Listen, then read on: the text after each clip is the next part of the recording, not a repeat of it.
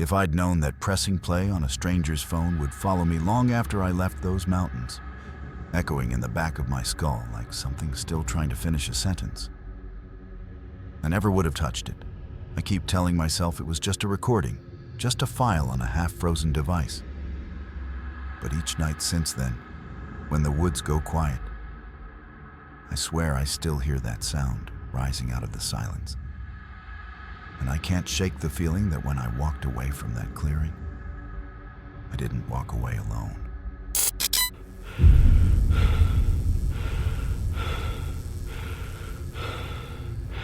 2 days earlier, everything felt normal. I'd set out for a solo trek, nothing dramatic, just a long-planned break from work and noise. I wasn't running from anything, not seeking enlightenment, not chasing thrills. I just wanted the quiet. But even on the first day, the trail felt subtly different from the map's memory. Bends sharper, slopes steeper. I chalked it up to fatigue and the late hour. Still, I pushed on. By the time the second evening arrived, darkness dropped faster than I expected. Clouds rolled in, swallowing the last of the light, and my headlamp barely carved a tunnel through the thickening shadows. I found a small clearing, just enough space for a tent, and set up quickly, fumbling with cold hands. I didn't look around much. The beam lit only the immediate patch of ground, and I was too tired to explore beyond it. No fire, no cooking, just the tent and the hope that morning would come fast. And when it did, sunlight filtered through the nylon in soft, uneven pulses. For a moment, everything felt forgiving.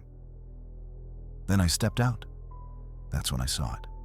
Another tent, 30, maybe 40 meters away. A dull green dome blending into the trees. My first thought wasn't fear, it was confusion. How had I missed something that close? But the answer came almost immediately. There had been no fire last night. No ember glow, no scent of smoke. Nothing to reveal another person camping nearby. Whoever owned that tent hadn't been around for a while. Long enough that they weren't keeping a fire going at all. And that was strange. Hikers don't leave camp unattended for days. Nobody goes deep into the mountains just to abandon their shelter and wander off. Still, curiosity tugged me forward. Each step made the air feel colder, as if the clearing dipped a few degrees nearer the tent's center. Dew clung to the grass, but around the stranger's tent, it was brittle, almost icy. I crouched near the entrance. No footprints, no gear, no signs of recent movement. I gripped the edge of the door flap and slowly lifted it. The inside shimmered white. A thin crust of frost coated everything. The walls, the sleeping bag, even a small metal cup beside a half-unzipped pack. Cold air spilled out, sharp enough to sting my face. And on the floor, half embedded in the frozen layer, lay a phone. Dark, rimmed with ice crystals. For several seconds, I couldn't bring myself to move. Something in me insisted I should back away, leave it untouched, pretend none of this existed.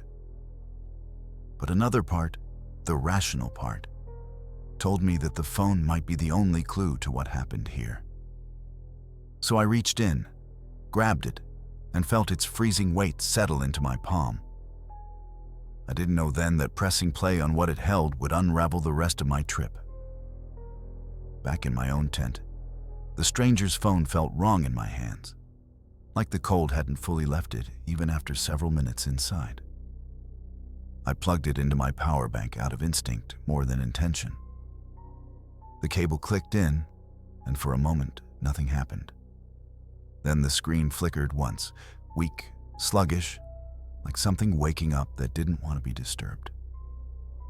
A loading icon spun. My breath caught when the lock screen appeared. There was no password. That small detail unsettled me more than the frost had. Most hikers keep their phones locked. Out here, it's your map, your lifeline. Leaving it unprotected felt careless or hurried. I opened the gallery. 2 videos sat at the top, both stamped with the same date, 2 days ago. exactly when the owner had likely vanished.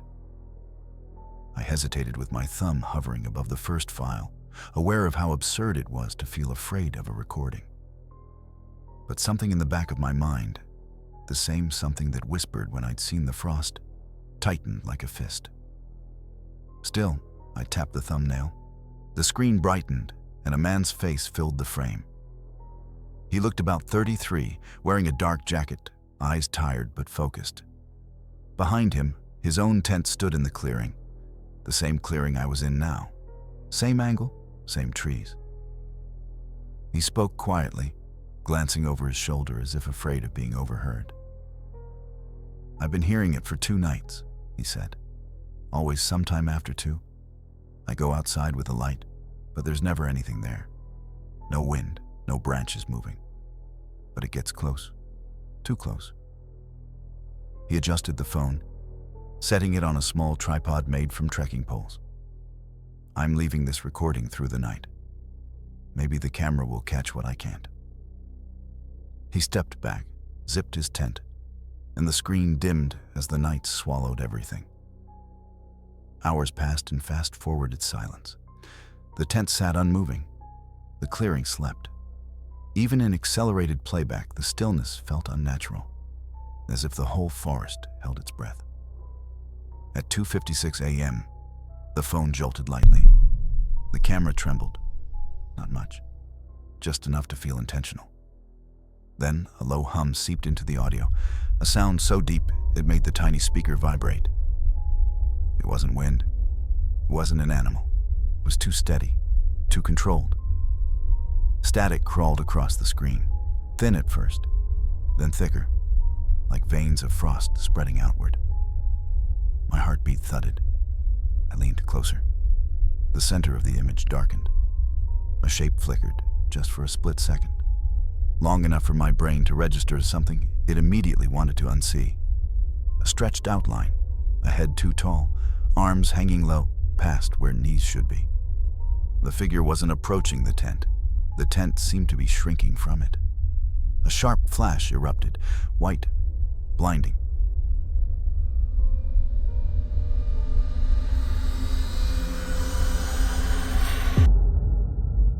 Then the video cut off mid-frame. The phone returned to the gallery as if nothing had happened. I didn't breathe for several seconds. Every hair on my arms stood upright. I replayed the ending in my mind, but it was like trying to hold on to smoke. Every time I thought I had a clear image, it slipped away. My thumb hovered over the second video. I knew I shouldn't look. Every instinct screamed at me that the first recording was already too much, that the second one would be worse simply because it existed. But then a cold draft brushed my neck from inside my tent. I spun around, heart pounding, but nothing was there. Just my gear, my pack, the thin fabric walls. Still, the air felt wrong. Slightly cooler, as if something outside had noticed the phone was awake again. My hand shook as I lowered the device. And for the first time since entering those mountains, I seriously considered packing everything and leaving right then. I sat there for a while, the stranger's phone dimming in my hand as my own breath fogged the air inside the tent. I hadn't pressed play on the second video, but its presence felt louder than anything I had already seen. It sat there on the screen, the same date, the same night, waiting, almost expectant. I couldn't make myself open it. I exited the gallery and locked the phone, as if that simple act could push the unease back into whatever crack it had crawled out of. But the cold creeping through the tent didn't fade. It clung to my sleeves, pressed against my neck, tightened across my chest. There were no holes in the fabric, no tears, no draft that should have existed. And yet the air felt thinner, sharper. That was enough. I had to leave. I tore open my pack with shaking hands, stuffed my stove, clothes, and food inside without any order. I didn't even bother rolling the sleeping bag, just forced it in with frantic pushes. The whole time I kept glancing at the tent's entrance. half expecting the fabric to bend inward or a shadow to fall across it. Nothing happened. That somehow made it worse. I slipped the stranger's phone into my jacket pocket. Not because I needed it, not out of curiosity, but because leaving it behind felt wrong. Someone had gone missing here. Someone had recorded something they didn't understand, and whatever happened to them didn't come from a storm or an accident. I stepped outside. The clearing looked exactly as it had that morning. Sunlight filtering through branches, ordinary, harmless. The other tent still stood where I'd found it, silent, unmoving, frost lining its entrance. But now, after watching the video, the distance between us felt deceptive, as if the space between the two campsites wasn't empty, but watching. I don't know what happened to the person who made those recordings, and I don't know what stood over my tent while I slept. But I'll hand the phone to the rangers and let them figure out what truth is buried in its memory. One thing I know for certain: I never pressed play on the second video, and I never will. If this story unsettled you, leave a like and let the shadows know. Subscribe for more tales you shouldn't hear after dark. And if you've seen something you can't explain, tell us in the comments. We're always listening.